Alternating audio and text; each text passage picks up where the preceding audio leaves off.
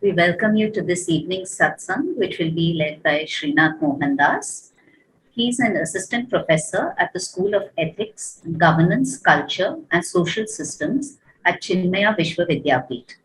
He teaches, writes, speaks, and conducts workshops on various themes related to the Indian knowledge systems. He is keenly interested in folklore, cultural narratives, which become the theme for his blogs and storytelling sessions. Today, he will be speaking about Sri Kurumba Bhagavati, the legend and the associations with that temple. Over to you, Srinath. Hi, Nalini. Thank you so much, Deepaji, for that introduction. Today's seventh day of Navratri, Saptami. Each of the 9 days, we worship Devi in different forms. So first day, she is we worship her as a little baby, right? Shailaputri. And then Brahmachari. And as such, it goes on. So today being the seventh day, she is being worshipped as Kalaratri. Kalaratri is a very fierce form of Bhagavati. Of course, we are talking about Durga Parameshwari here in the fiercest.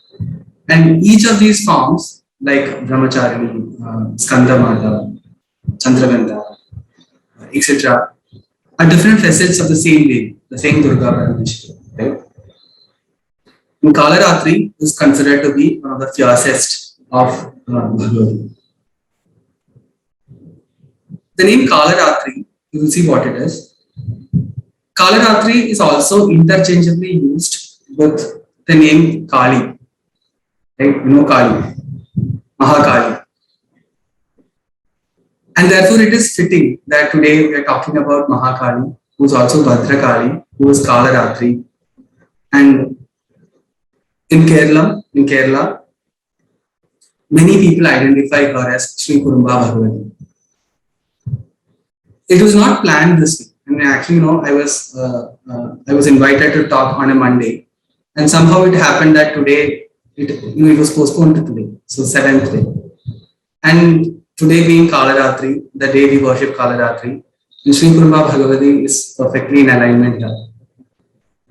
So again, I see that as Bhagavati's blessing, right? She wanted it today and not yesterday. So I'm really happy for that. That is her choice of the day. Okay, so let's now get directly into our topic for the day, the Sri Kurumba Bhagavati and Bhadragali traditions of Kerala. I have a small PPT. I have made a small PPT which I would like to share. The purpose of sharing this PPT is it has a lot of visuals, which means it has a lot of very captivating pictures. I want you to see them as I speak because I believe it will give a better impact, a greater impact. So I request you to do one thing, all of you. All of you who are in Zoom can do this. Those who are watching this live on Facebook may not be able to do this. So the request is make on your screen, on the top right corner, you see the view button, right? So when you click that, you see a speaker view and a gallery view. Now, you can take it as a, okay, there are only two options. No problem, fine. So,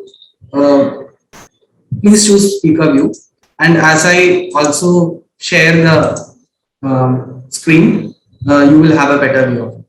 So what I was thinking is that choose that option where half of the screen is the PPT and half of the screen is the speaker view, because I wanted you to have a look at both of them. Now let's see. Okay. I'm going to share my screen. Is it visible to you? Can someone please confirm? Yes, it's visible.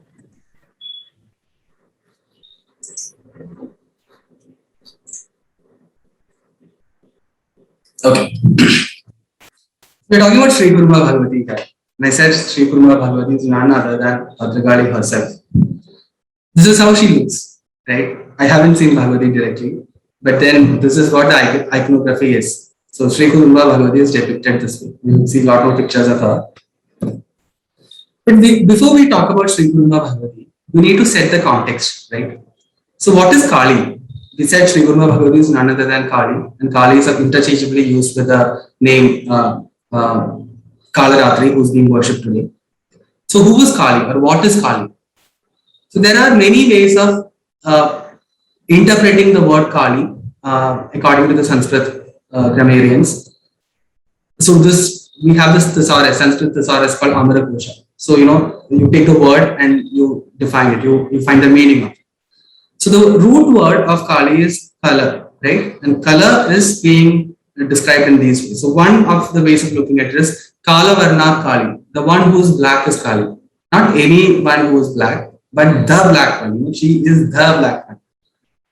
So that is one way of looking at it. So she's black in color. Then Kalayati Ayuhu, which means she's a keeper of time. We know that Shiva is called Mahakala, right? Mahakala is being worshipped in Ujjain. So the feminine form of Mahakala is Mahakali. So that is one way of looking at it. She's a keeper of our time. What does it mean? We are not going to look endlessly. And she knows, she's the one who keeps track of time. Then Kala also Sankhyani, which means the one who counts days. It is related to what we said earlier, the keeper of our time. So all of us are going to die one day, and we don't know when it is going to happen. But every day, every new day, we have one less day to live. Right? So who counts that? Bhagavati counts that. So Kali counts that. That is one way of looking. Another way of looking at it. The word color also has this root meaning prerana, which means inspiration, motivation, right? Or inspiration basically, or initiation. So she is the one who inspires in us. We will see that when we look at Devi Mahatmya, the story from Devi Mahatmya. She is the one who inspires. Vishnu was sleeping, and what motivates or what inspires Vishnu to get up and go for the annihilation of the asuras. That prerana comes from Kali. Then Kala Upadesha, which means one who gives us Upadesha, one who gives us advices. Mostly in the sense of Guru. We know that Kali was the Guru of Sri Ramakrishna Deva. Of course, Sri Ramakrishna Deva had a mortal Guru. Todapuri was his Guru in the sense of the word, human Guru. However, he considered Kali as his mother and as the ultimate Guru.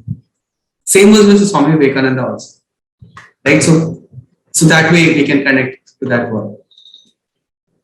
Now, there are three ways of understanding Kali. One is to understand her as an absolute truth. The highest of philosophy. She is to be understood as an absolute truth, and that is to be realized. You and I cannot speak about it. You and I cannot, do scholarship on that and get there. So it is a truth that has to be realized, and may Bhagavati, may Jagadambika bless all of us so that we reach there or we realize it, realize her. The second level, coming one level down, is Kali is a tattva, Kali tattva, and it is a principle to be understood. So here you can apply your intellect, right? You can try to understand that principle. And then there's a third dimension. I don't want to say this is hierarchical. I don't mean to say that, of course, realizing Bhagavati is absolute and therefore it will qualify as a highest. But principle of being understanding the Kali Tattva and reveling in the manifestations of Bhagavati, they may be considered as equal in the same plane, maybe. Two different directions, but maybe at the same level, let us say. So she is a principle to be understood, which requires application of intelligence and scholarship and all of that. But there is another level, which is to just revel in it. In Srimad Bhagavatam, we say no. Why do we listen to Srimad Bhagavatam? Of course, Srimad Bhagavatam is a it's a moksha. It will lead you to moksha, right? It enables us with moksha. It's a moksha shastra. However, we need to listen to the beautiful stories of Krishna. The sports that Krishna did with gopis and gopas and all the fights that he had with all the asuras and all of them. Because listening to it actually inspires us with bhakti rasa. So it makes us more sensitive. It makes us it makes our mind a little more subtle, not a gross. Mind has to become a little more subtle. So that is why we have to listen to stories. Now, there your intelligence might not be perfectly applicable. Now, you can't really ask questions like, how can an 8-year-old boy lift malla and big asuras in one hand. There, those questions are not really relevant, you know? And asking such questions is not a sign of intelligence there. Okay, so these are stories to be reveled in. So today, when I talk about Kali, I mean, you should not say Kali, okay? She's Mother Kali. But for the sake of transactional speaking, let me say Kali. Please don't take any offense. She's Mother, of course. So these are the three dimensions we need to understand. One is the absolute truth to be realized. The second is the principle. She's a principle. Kali is a tattva to be understood, and the third is a manifestation. She has taken a lot of manifestations. She has made a lot of manifestations which we need to listen to and feel inspired about. We have to revel in them. When it comes to the Kali Tattva to be understood, you know, I'll just briefly mention about a few things so that we don't totally overlook it. Mahakali, so we have Shad Darshana, right? There are 6 schools of philosophy according to the Hindu system. What are they? So we have Nyaya, Vaisheshika, Yoga, Sankhya, Purva Mimamsa, Uttara Mimamsa. So Uttara Mimamsa is called Vedanta. So these are the 6 schools of philosophy which are authenticated by the Veda. Now, out of the 6 schools of philosophy, Sankhya Darshana is one of them. Darshana, 6 darshanas, and one of them is Sankhya Darshana. So, according to the Sankhya Darshana, Mahakali is understood as Prakriti, and Prakriti means matter, right? Not used in the sense of environment. It is Prakriti's environment as well, but here it encompasses the whole of all matter. And as opposed to Purusha. Purusha is the consciousness principle in this. So that is how Sankhya Darshana looks at Kali as Prakriti. Then Shakteyas. Who are Shakteyas? Shakteyas are the people who worship Shakti, people who worship Devi. So Shankaracharya, Adi Shankaracharya Bhagavan has said, again, he has given 6 matas, 6 religions. He has authenticated 6 religions, right?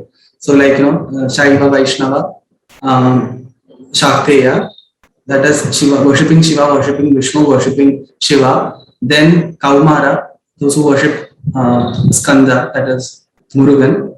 Then Ganapatya, the worshippers of Ganapati, Ganesha. And then the worshippers of Surya, Saura. So these are the 6 religions according to, authenticated by Adi Shankaracharya. So out of that, Shakteyas, those who worship Shakti. So the worshippers of Shakti, Shakteyas, for them, Mahakali is Kali is Adi Shakti. That is the primal force of the universe. She's the essence from which the universe has manifested. And it is also very identical to the concept of Brahman, which the Vedantis put forward. Now, where do we know about Mahakali? Where do we know about Durga Parameshwari? What is the source of all this? Devi Mahatmya is the source of all this. What is Devi Mahatmya? So we have 18 Mahapuranas according to the Hindu literature, right? 18 Mahapuranas authored by Bhagavan Vyasa, Veda Vyasa. Now, if there is this 9th Mahapurana is Markandeya Purana. Please pardon me, I don't remember if it is 7th or 9th. Okay, anyway, that's immaterial. So one of the Mahapuranas is Markandeya Purana. In Markandeya Purana, certain sections, certain chapters are called Devi Mahatmya. So it is a portion within the Markandeya Purana. By the way, Markandeya Purana not just talks about Kali, it also talks about Vishnu, it also talks about Shiva, Brahma. It devotes time for all other devatas as well. However, there is a significant portion is kept aside for Mahakali also, Durga also basically. So here she is Mahamaya, right? She is also considered as a Yoga Nidra of Vishnu. So it says that when the Devasura Yuddha was going on, Vishnu was happily sleeping, right? So Brahma is so upset. So Brahma goes to him and says that, we have to do something about it. And I can't do it, you have to do it. So it is said that, she emerged from Vishnu was enthused and he got inspired. And that's how he went into the battlefield. So that Yoga Nidra of Vishnu is also considered to be Devi herself. There's another way of looking at her, that is the Tamasa manifestation of Mahadevi Durga. So when you say Durga Parameshwari, if you attribute tamasic nature to her, then Mahakali is the result. She's also called as Bhadrakali. So what is Bhadrakali? Bhadram in Sanskrit means auspicious. We have this Vedic mantra, right?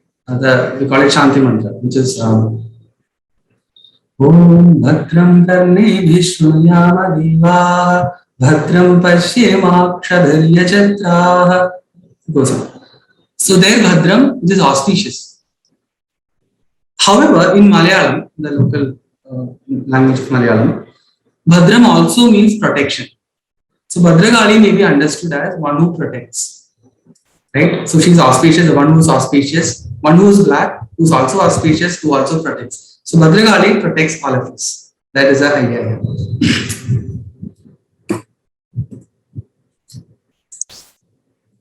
Yeah. So I said we need to revel in the stories of Bhadragali. That is another way of getting our mind fixed on her, right? And for that reason, there are a lot of stories associated with Bhadragali. I don't want to dismiss it as stories. Somebody has written something somewhere, but we give a lot of importance to it. We give it the status of Puranas, and therefore, it is a mixture of what has happened in reality, and it is also written with an intention to convey certain values to people, convey certain important aspects about life and worship, etc. to people. So it is a mixture of all of this. Now, in that context, if we see that, or the Purana says that there are mainly 4 manifestations of Bhadragali. One is Mahishasura Mardini. I'm sure that all of us know, right? This stotram is also very famous. Mahishasura Mardini stotram, right? Aigiri Nandini. So there, what do we say? Jaya Jaya He Mahishasura Mardini Ramyakavartini Shailasati, right? So one is Mahishasura Mardini, one who has manifested to slay Mahishasura and redeem the world. So I'm not going into that. All of us know that. And in Navaratri, Mahishasura Mardini is being celebrated so much. Then there is another manifestation of her, which is called Dakshajit. So I'm sure that most of us will know the story of Daksha. That Shiva and Parvati were happily married. However, Parvati's father, Daksha Prajapati, was not happy with that. He, in the first place, didn't allow her to marry him. Then she didn't care for his advice. Then Daksha conducts a yaga at his palace, at his place, and Parvati goes there even without an invitation. So Shiva would have told her, don't go there, we don't have an invitation. So if you go there, they will ridicule you. But then she doesn't listen. She says, after all, it's my parents. She goes there, Daksha ridicules her, Daksha and his people ridicules her. She tolerates that, it's okay, after all, it's my father. But when Daksha starts, ridiculing Shiva, she couldn't take it. And finally, she jumps into the yaga and humiliates herself, which is what is called Sati, right? So that is the story of Sati. Now at that time, Shiva was furious, and Shiva wanted to destroy the whole of Daksha yaga because Daksha did all of that with a lot of self-importance, right? His ego was at its peak. And as Bhagavan, he has a responsibility to demolish whoever is showing that kind of an ego. So he sends Veerabhadra first, but Veerabhadra couldn't do it alone. And then he also sends Bhadragali to to destroy the whole Daksha yaga. So there Bhadragali comes. And that Bhadragali is not a Dakshajit. One who has won over Daksha is Dakshajit. So here Bhadragali has a name, Dakshajit. There's another name, Mahishasura Mardini, which is what who we worship in Navaratri. There's a third manifestation of Bhadragali. Her name is Durujit. This story might also not be familiar with most of us. It comes in Matsya Purana. So there is this asura called Duru. So he does intense tapas. And he does intense tapas to Shiva. Now what is his requirement? What is his demand? So he says that I want Parvati as my wife. Just think about his audacity. Now this guy is worshipping Shiva, doing an intense tapas on Shiva. For what? For getting his wife as his wife. He wants it. So Shiva doesn't respond. So it is said that the tapas is so intense that the entire mountain starts burning. Smoke comes out of the mountain. It's like that. So Parvati says, why are you waiting him? Give whatever he wants and let him go. So Shiva says, I can't do that. You have to decide here. That's what Shiva says, if I understand that. And then Parvati understands this is his requirement. That is completely adharant. So she doesn't want to tolerate this guy at all. So what happens is that as Shiva and Parvati were speaking in a forest, an elephant and a tiger and a lion were fighting each other. So she sends her trident and kills and decapitates the lion. And she uses the body of the lion as herself, and then she goes and so she soaks her hand, puts her hand in his blood and smears over her hair and all of that. She looks very fierce, fury right now, and she goes to Ruru. So Ruru says, "Who are you?" He couldn't even identify Parvati there. So she says, "I am the one whom you are doing tapas for." So she says, "No, but you don't seem like the one I want." And then a fight ensues, and then finally she slays him. So that is Rurujit. We'll come across his name once again later in the slides. Just keep this name in mind. So that is another manifestation of Rurujit. So here Rurujit is Parvati herself, and Parvati is Kali also in that sense. And the fourth is Darugaji. Today we are talking about Darugaji, one who has won over she who has won over Daruka is Darugaji, and she is known as Sri Kurumba in central Kerala. About which we will see now. And this is also called Keraliya Sankalpa of Bhadragali. So this is a tradition that is only existing in Kerala. And there are many Sri Kurumba Bhagavatis in Kerala, across Kerala. Now, in today's episode, this session, the intent is to talk about two stories. The first story is about Bhadragali Mahatmyam, the whole, who is Bhadragali, right? Who is Sri Kurumba Bhagavati. That is the intent. We'll also see another story to which we will come. So where is Bhadragali? So we know that there is Devi Mahatmyam. Similarly, there is a Bhadragali Mahatmyam as well. However, it is not very popular. We find the Bhadragali Mahatmyam in Markandeya Purana. We saw that Devi Mahatmyam is also in Markandeya Purana. So this is also from Markandeya Purana. However, today's Markandeya, if you go and buy a Markandeya Purana these days from any of the shops, you might not see Bhadragali Mahatmyam in it. However, lot of commentators, lot of acharyas who have written in the previous centuries, when they wrote about Bhadragali Mahatmyam, they have attributed it to Markandeya Purana. So it could mean that once upon a time it was part, and later editions it did not print for I don't know for what reason. Also, another reason could be that it could be a southern recension. So southern, there is a southern tradition of Markandeya Purana, and there could be a northern tradition. This is my anumana. This is my guesswork. I cannot say this for surety, but that could be the reason. Like for example, we have Skanda Purana and Kanda Purana. Kanda Purana is the Tamil version of Skanda Purana, and Skanda Purana, the Sanskrit version is authored by Bhagavan Vyasa. And the stories are not exactly the same. There are a few changes here and there. There are a few changes in facts. So all of that is possible. So this could have been a southern recension. Maybe that is why Bhadragali Mahatmyam is there in Markandeya Purana. So here, the story starts as a conversation between King Chandrasena of Kashmir, Kashmira Desha, today's Kashmir, and he is having a conversation with Sutiksha Maharshi. Now, so what is the story about? One day, King Chandrasena, he is going to the forest for hunting. So he has taken his ministers, his people, everyone together, and he is going on an elephant. He is mounted on an elephant. There is another elephant that is going behind him. So after a while, they felt very tired. So they saw a forest clearing, where they all sat down. They tied the two elephants onto one tree there, two big trees there. And then they were taking their nap and they were resting.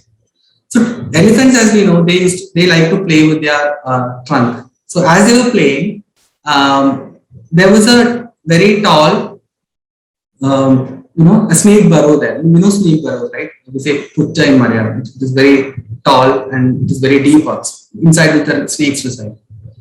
So it was playing. The elephants were playing with their trunk, and accidentally, inadvertently, it hit the snake burrow, and it broke. But out from it came two big Bhutas, a big Bhuta actually, right? And this Bhuta, in that moment, ate both of the elephants. Now what do? Everybody is scared now.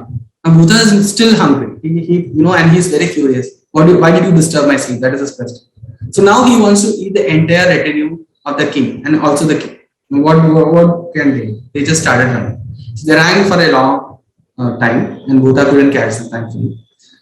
Finally, they reached an ashram, and that was the ashram of Sutiksha Maharshi. So Sutiksha Maharshi was in his dhyana, and suddenly he realizes that these people have come. So they ask what happened. He asked them what happened. So they say, this Bhuta is behind us, please help us.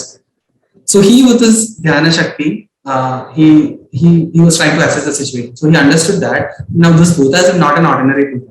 He is actually a servant of Bhadrakali. So now, how do I protect the king and his people? So he appeals to Bhuta maybe it is telepathic. I don't know what language he spoke, but then he says, "You are a servant of Bhadrakali, and Bhadrakali is the greatest of the beings. So you are not any ordinary servant. You serve the greatest of the mothers, right? And therefore, the mother is very compassionate. So you should also be a little compassionate to these people. Otherwise, the blame will go to your mother. Blame will go to your master, who's Bhadrakali. So please, spare them. They didn't do anything intentionally." So he requests Bhuta, and Bhuta feels pleased. Okay, that is a fair argument to me. And he says, "Okay, I'm leaving," and he leaves. Now Chandrasena is saved. His people are saved. But now Chandrasena says, "I want to know about Bhadrakali. Who is this Bhadrakali? I have never heard about her. Her Bhuta is this terrifying.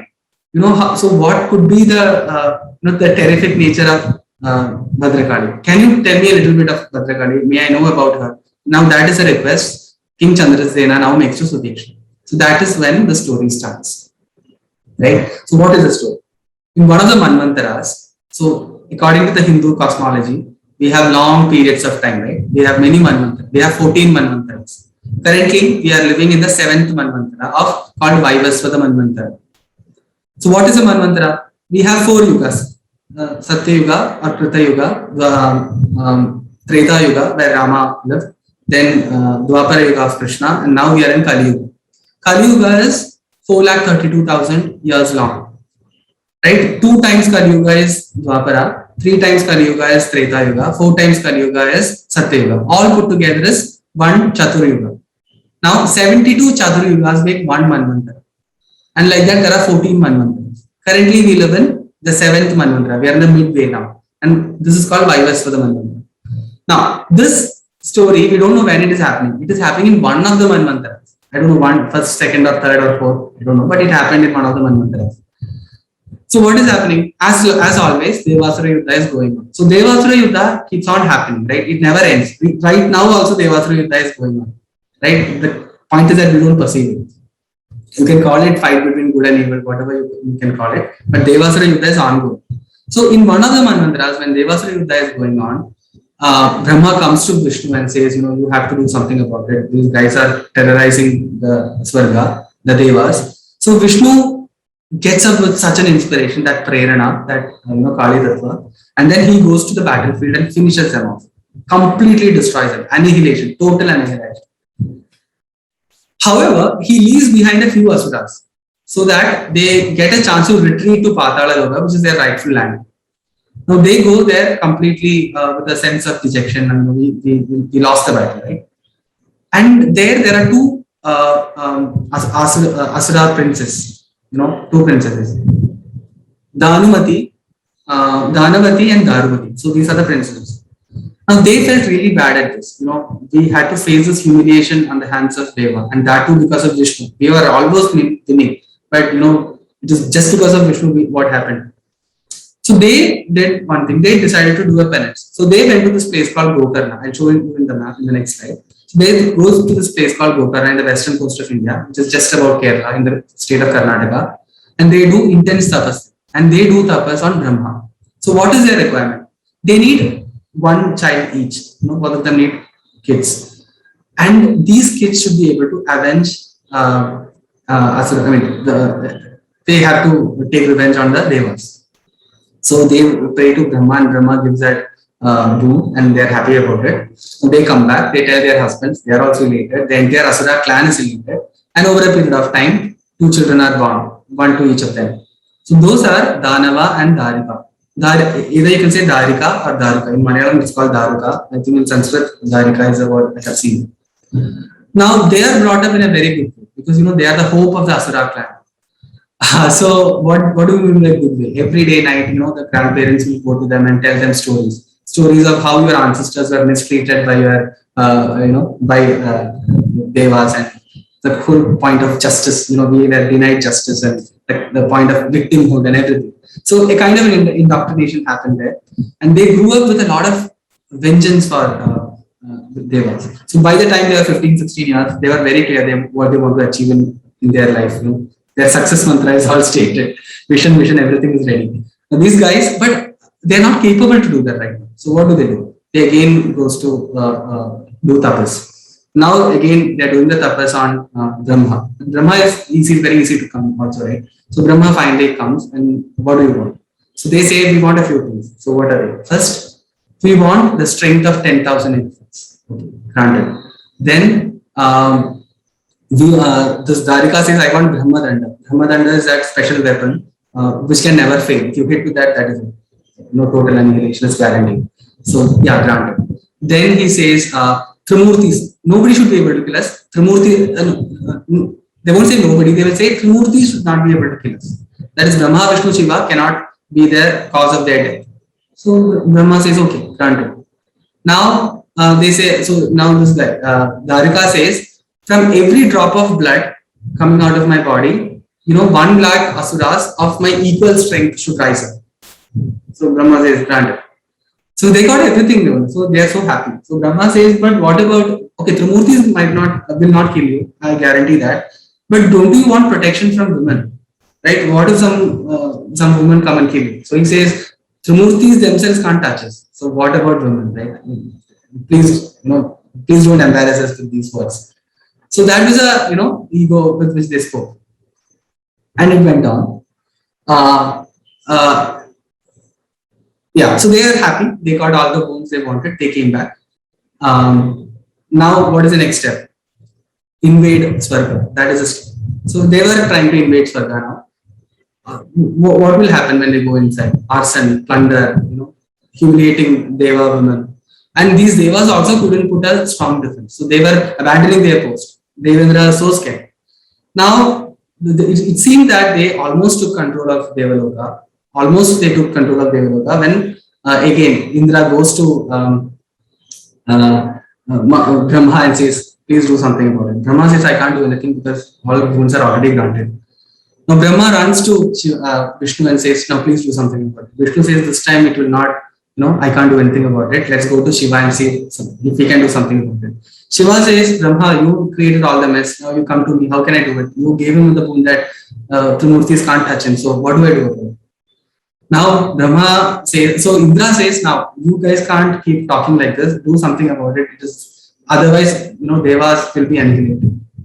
So they come up with a plan. The plan is that, so Darika can be only killed by women, right? So therefore, they decided that from the Trimurtis and from other Devas, their Shaktis will manifest as a feminine form, as a Deva, as a Devi, as a Bhagavati.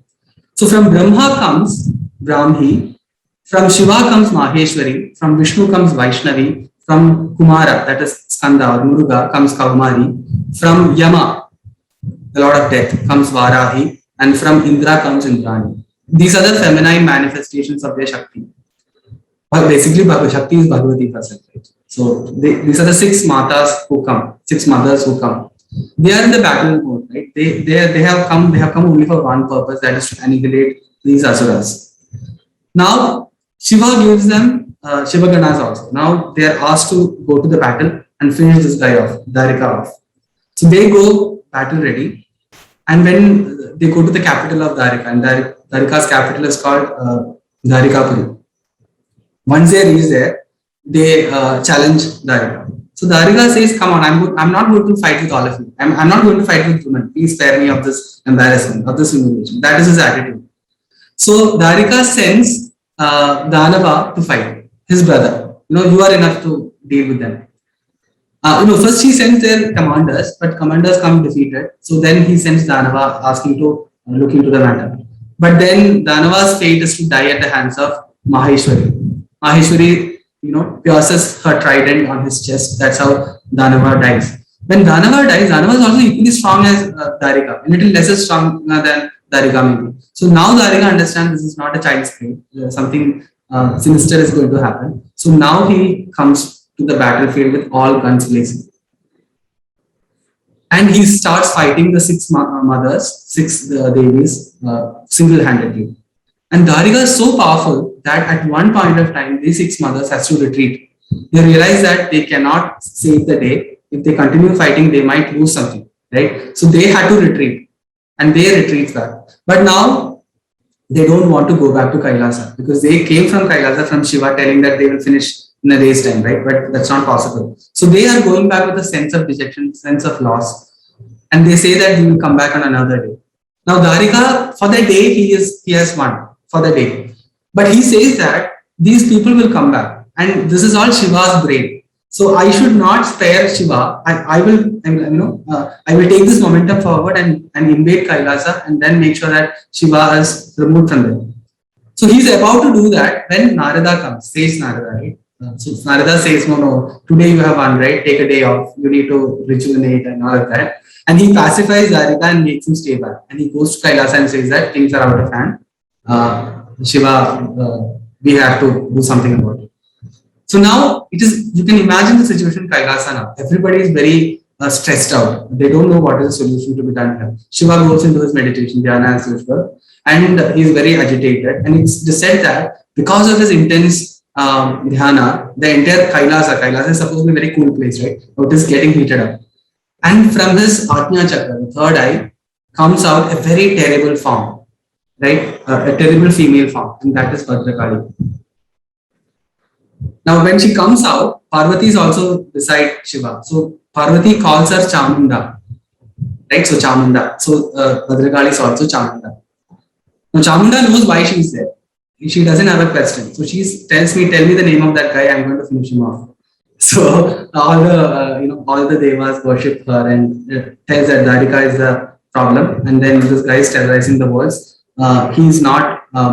He has a rightful place to stay. That is Patala Loka. But he doesn't want to stay there. He also want to take all the 7 worlds. All the 14 worlds. So then Chamunda needs a mount, right? She has to go to the battle on a vehicle. Now, who's the mount? So she says that Vetali will be my mount. Vetali is another, a demonic. Demon is another right word to use. She's is a certain class of being. Now, Vetali is present in Mahakalavana. Mahakalavana is supposed to be near Kailas, and she is resting in a guha. She's resting in a cave, but she's terribly hungry. So when Chamunda goes and tells her that you have to come with me, I will ride you to Darikapuri. She says, I am ready for it, but I am famished, I am hungry, I'm thirsty. Can you do something about it? So Chamunda says that don't worry, I'm going to Darikapuri. I'm going to finish all of them off. So all their blood is for you to drink and all their flesh is for you to eat. So that is how she motivates, she inspires Vedali to come with her. Now the picture that you see here is Chamunda on Vedali, right? And the head in her hand is Darika's head. So that's how she goes. And Chamunda fights with Darika. And now what happens? Darika is still powerful. Darika cannot be conquered that way. So now Chamunda wants to know what is his strength.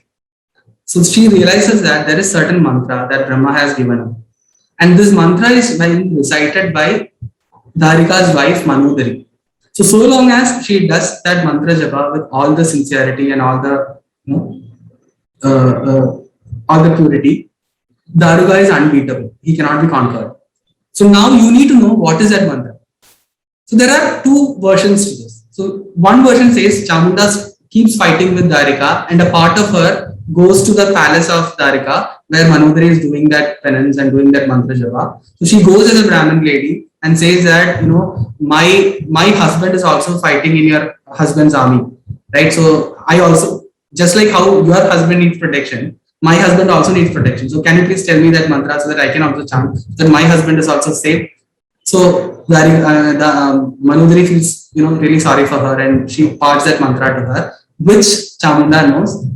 There is one way of there is one story. The other story is that Durga Parameshwari goes and then tells Manodari that if only one person chants this mantra, Darika will not get enough protection because Chamunda is so powerful. So two people need to chant, and I can volunteer myself to chant for you. So that's how she gets the mantra. And again, it comes back to Chamunda. So once Chamunda knows this, what is the secret of his strength, then from that moment onwards, Darika's losses start. I mean, he loses his strength. At one point, he tries to apply Brahmadanda on her, but Chamunda takes it in her hand and gives it back to him. And now there is no escape for him. He starts running and he goes all the way to the Patala. But then what Bhadragali does is that she covers the sun with her hair, it seems. So what happens? The entire world is in dark. So Asuras get strength in darkness. So he thinks that now is the moment he comes out of Patala. And the moment he comes back to earth, it is said that Bhadragali has put her tongue out and wrapped earth in her tongue. Just visualize that image, right? So now Darika is walking onto the tongue of Bhadragali. And because of which, now he knows that game is over. And with her trident, she kills him. So at one moment, it is said that Bhadragali feels that, but should I actually kill him? Because Darika at that moment says that, Darika at that moment calls her mother. So till that point, Darika considers her an enemy. But at that point of death, he somehow called her mother. Mother, please forgive me. That's what he says. So for a moment, this fierce Bhadragali transforms into that, her maternal feelings, instincts kicks out. And then for a moment, she thinks, can I spare this guy? He seems to be a transformed person. But Deva say, no, this is his trick. Once you let him go, then, he's going to continue with this, whatever he was doing. So finally, she has to do what she has to do.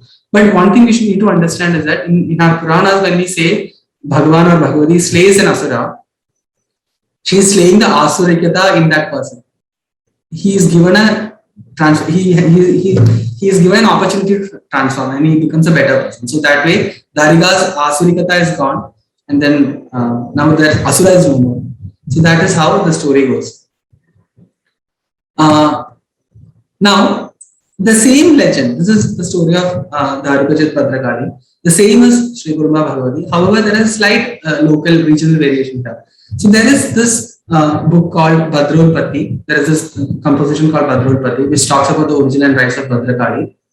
And the Kerala local tradition is based on this particular treatise. So here, what actually means is that, what actually says is that Darika was a Asura who was plaguing the southern part of India, and then Parashurama had come to Kerala to do his penance. So Parashurama had gone around Bharata, he has went around Bharata killing all the corrupt Kshatriyas, and now is his time for penance. So when he came to do his penance in Kerala, this Darika was terrorizing him. So he could have finished Darika off, but then since he's in a tapas mode, he goes to Shiva and says, please take care of this.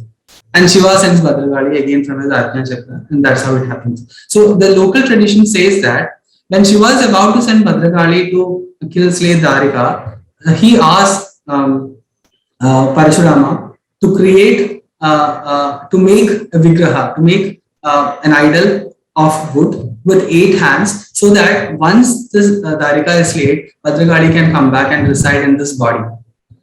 And that body, that vigraha, is what we see in Kodungalur Bhagavati temple, which is considered to be the Moolasthana of Sri Kurumba Bhagavati, or Moolasthana of Bhadragali tradition in Kerala. So when this Kodungalur Bhadragali temple, that is in Thrissur district, so I am sure that many of you might have come, those who are watching it, many of you might have come here. So the deity that we worship here is considered to be the same one that was created by Parashurama in that some manvantara. Now this legend, so what we said right now, the Puranic story, may be called a legend, right? We categorize it as legend. Now this legend is popular in Kerala before Common Era. So we are talking about a story that is more than 2500 years old. which has been passed down through tradition. So our ancestors have spoken the same story to their younger generations. Now I'll come back to a little bit of history. Kerala is, I say Kerala is Kerala. Kerala is it's also called Parashurama Kshetra. Right? I said that Parashurama chose this place to do his tapas. So there is a book called Kerala Utpatti, one of the treatises. It talks about the origin of Kerala, how Kerala came into being. It is, a lot of legends are in that particular book. So it says that it was taken out from Indian Ocean, because Parashurama wanted a place to do tapas and he couldn't find any other place, because he had been to all these places and slayed Kshatriyas, and the blood is spilled on that soil. So he didn't have a pure place to do tapas, and that is why Kerala was brought out. That is the story. So that is why it is called Parashurama Kshetra. Another interesting thing about this is, now this legend of Sri Kurumba and Kodungalur Bhagavati temple, which you see on the screen, that is a photo. That's the reason, like 2 years ago, this photo was clicked. This legend became very prominent during the time of Cheran Chenkutuvan, the Chera kings, right? One of the Tamil kings. So Cheran Chenkutuvan was ruling over at that time. Much of Kerala was under the Chera rule, right? We even call it Cheran order. That was one of the names of Kerala. And his capital was Mahodeyapuram. Mahodeyapuram is today's Kodungalur, where this temple is situated. It used to be called as Mahodeyapuram. And this is a time I'm talking about 171 and 193 CE, almost 2000 years ago. I'm talking about that. So what you see is on the right is the southern India map, where you can see Kodungalur, right? It is to the almost central Kerala, that is around Thrissur. And you can also see Kanyakumari here. You can also see Gokarna here, near Karnataka. So what is Parashurama Kshetram? Today we loosely translate it as Kerala. But Parashurama Kshetram is that land which is situated between Gokarna in the north and Kanyakumari in south. So the land lying between these two places is called Parashurama Kshetram or Kerala. However, in 1956, when the state reorganization happened, now Gokarna is with Karnataka and Kanyakumari is with Tamil Nadu.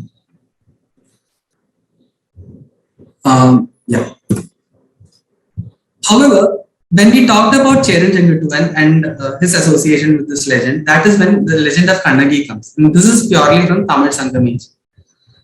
Now, what is Sangam age? Now, Sangam age is that period between 600 BCE and 300 BCE. So we are talking about a period of 900 years, starting from 600 BCE all the way to 300 BCE, which is considered the golden era, the best era of southern India. Right? It's just compared equivalent, or it is compared even superior to the Gupta era of the northern India, right? Where a lot of the best, the finest of the literatures, the greatest of the philosophies were composed during this particular time. And one of the most famous compositions of this time is Chilapadikaram, we say, by Ilangu Adigal. And it is considered to be part of Sangam literature. So this is where we find the story of Kannagi. I'm sure that all of you know the story of Kannagi, especially our Tamil friends, Tamil brothers and sisters might know it better than me. But I'll quickly gloss over it so that those who might not know also knows it. So Kannagi was residing in Kaveri Pattanam. Kaveri Pattanam is in Tamil Nadu, and that belonged to the Pandya kingdom. So we are talking about Cheran Chenkutuvan in Kerala, that belongs to the Chera dynasty, and we are talking about Kannagi from Pandya dynasty. So from Kaveri Pattanam, she goes to Madurai. So Kannagi was happily married with Kovalan. He was a merchant, he was a wealthy merchant. He used to travel a lot. And at some point of time, he falls in love with this lady called Madhavi. And then he decides that he wants to live with Madhavi, and he's not taking care of Kannagi here. However, after a while, after all his wealth is being drained off in that relationship, he realizes that she dumps him, and then he realizes that Kannagi is he has to come back to Kannagi, and he feels really guilty of what has been done, and he requests her for another chance to stay together. To rework on their marriage. She being very benevolent, and by the way, Kannagi is compared to Savitri of Mahabharata. Right? We have the story of Satyavan Savitri. Savitri is considered the epitome of Pativritya. So Kannagi is equated, at par with Savitri. So that is her stature. So Kannagi actually forgives him and says that we can start all over again. So now he has no money left with him. So she gives one of her anklets to him, tells that you can go to the Pandya capital of Madurai. There you can sell this particular anklet and get money out of it, and we can start a new life after that. So Kovalan goes to Madurai, and in Madurai, as fate would have it, when he goes to the jeweler to sell this particular anklet, on the previous day or sometime during that time, one of the anklets of the queen herself is missing. And this jeweler mistakes it for Kovalan's anklet for Kannagi's anklet for the queen's anklet. And as a result of it, he raises an alarm. So Kovalan will be dragged to the court, and without a proper trial, without proper giving him justice, he will be slain. His head will be taken off, and he will be decapitated. Now Kannagi doesn't know this. Kannagi is waiting for him. 2-3 days have passed, and he has still not come back. So finally, she goes there, and she realizes that this has happened. So she walks into the palace and demands that she has to meet the king and queen. So king gives her an audience, and she says that the anklet that Kovalan brought was mine, and rubies were inside it. And she asks the queen what was inside your anklet, and she says pearls. And then they test it out, and finally they see that what the anklet Kovalan had indeed was filled with rubies, which means that it belonged to Kannagi. And the result of that is that, so king realized that he made a terrible mistake, something that they can never undo, right? So it is, the legend says that both of them, the king and the queen, died of shame. They had such high moral standards that when they realized that what they did was wrong, they died of shame. Pandya king Nidinjarian was considered to be the king during those times. Anyway, so what now Kannagi is furious, she's extremely sad at what has happened. So she walks out of the Pandya kingdom, and as she comes out, she curses the whole of Pandya dynasty. Now, who is the mother goddess, patron deity of Pandyas? It is Madurai Meenakshi, goddess herself, Devi herself. Now, she is extremely sad at what has happened. So it is said that Madurai Meenakshi walked behind her and requested her to take back the curse, so that the Pandya dynasty will not end there for the mistake committed by one king, right? And Kannagi, being benevolent, she partly takes it off. So the curse was that let Madurai burn, let the dynasty end here. However, she takes it partly back. And then, but still her, rightful anger is still boiling. So it is said that from Madurai she walks endlessly, and she enters Kerala through Thiruvananthapuram, capital of Kerala. And then she's, for a while, she stops over at Attukal. So we have an Attukal Devi temple. Many of you might be knowing Attukal Devi temple in Thiruvananthapuram. So there Kannagi Pratishtha is there. Then she again comes, she further walks towards central Kerala, and she reaches Kodungalur Bhagavati temple. And here we have Sri Kurumba Bhagavati, Bhadragali herself, and she prostrates before the deity. And it is said that that is the last time anybody saw her, which means she was absorbed into the deity. And who is witness to this? Cheran Jangaduvan, the king himself, is a witness to it. And who says this? Ilango Vadigal, who are his author of Chilapadigaram, says this. Now, therefore, Sri Kurumba Bhagavati, who is Bhadragali herself, is also Kannagi, and especially the Tamils worship Kannagi, Sri Kurumba Bhagavati as Kannagi. So we also say Kannagi Amman. That is another word which is used. And therefore I say, Kodungalur is the best of two worlds. Here you see a synergy of the Pauranic Sanskritic tradition and also the best of Tamil Sangam tradition. And therefore this place is to be celebrated by everybody. A little more about Sri Kurumba Pratishtha. Now this is considered the Mulasthana of Bhadragali Pratishthas here.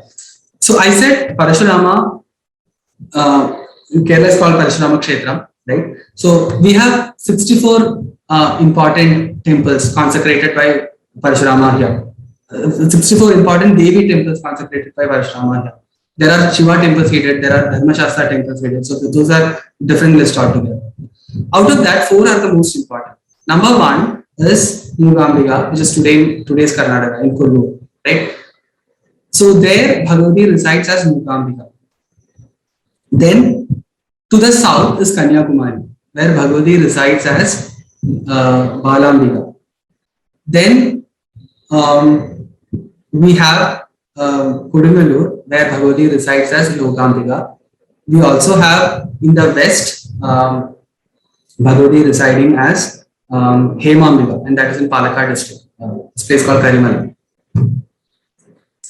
So in Kodungalur Bhagavati temple, Bhagavati resides as Lokambika. Here, it is said that, so I already mentioned that, the Darushila, the deity is made of wooden, it is a wooden deity with 8 hands, and it is believed that the same deity that Parashurama has worshipped continues to be here. However, for daily worship, we have separate Archana Vigrahas, and that Archana Vigraha is being consecrated in the Sankalpa of Tripura Sundari. And the mode of worship followed here is Rudujit Tantrika Sampradaya. I mentioned about the story of Asura Rudu. So here the Tantrika Sampradaya followed is Rudujit. There is also something called Vasuri Mala Pratishta. I'm not going into that right now because it will take a little time. There are a few important festivals that, which is associated with Sri Gurba Bhagavad. It's called Meena Bharani. There is something called Kavudi, there is something called Bharani Pata. So Meena Bharani is that day when Daruka was slayed by Bhadragali. Right? And it is also, that is one way of looking at it. Another associated legend is that after slaying of Daruka, when Bhadragali comes back to meet Shiva, she is victorious mode, right? Shiva, and now she's, her energies are flowing out. So Shiva wants to calm her down. So what did he do? So he lies flat on the ground and lets her step on his chest so that, her energies can be calmed down. And as she did that, she suddenly Kali transforms into Gauri. So we also say that the day on which Kali transformed into Gauri is Meena Bharani, and that is supposed to happen somewhere in the month of March and April every year. So that is the annual festival when Kodungalur celebrates. Now, Bhadragali tradition is also important in Kerala because Bhadragali is the Yuddha Devata. She's a patron deity of martial class. And Kerala has a lot of Kalari traditions, right? Parashurama has made 8 major Kalari traditions in Kerala. So Bhadragali worship permeated across Kerala through Kalari traditions because she's the patron deity there. So that every family will have a Adimakava, or every family will have a family deity, and the family deity will be predominantly Bhagavati herself, Sri Gurba Bhagavati herself. There are many more such pratishtas across Kerala. There is this concept of Padinittara Kavaval. I'm not going into that. Another important Bhadragali pratishta is Tirumandagunda Bhagavati, who is not Sri Gurba Bhagavati. Chotanikara Bhagavati, many of you are familiar with this place. Article Bhagavati, we also already said. There are 108 Durgalayas apart from these 64 Devi Kshetras. And there are also 108 Shivalayas here. These are some of the references I took. And so this is a small attempt to understand Bhadragali as we saw today. One of the faces of Bhadragali one of the faces of Devi as Sri Kurumba Bhagavati. I hope I conveyed a little bit of what I wanted to say. Thank you. Thank you. It was very illuminating. And if any of the participants have questions, we can take a question or two. You can unmute yourself and ask.